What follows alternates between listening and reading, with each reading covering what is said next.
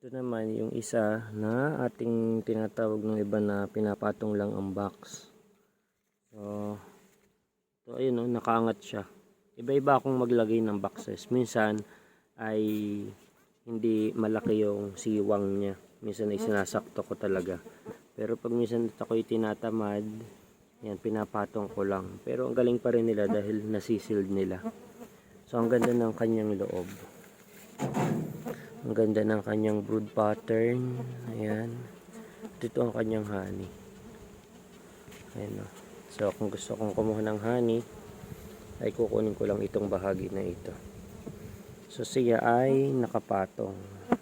Ayan, no. Napakaganda ng kanyang brood pattern. Ayan, no. Makakatawa naman. At saka, sa personal, kung mapapansin ninyo, ang laki talaga ng ang laki ng kanyang mga honey pot. So hindi ito kagaya ng ilang nabuklat ko na. So malalaki yung honey pot niya. Ayan. Ang ganda.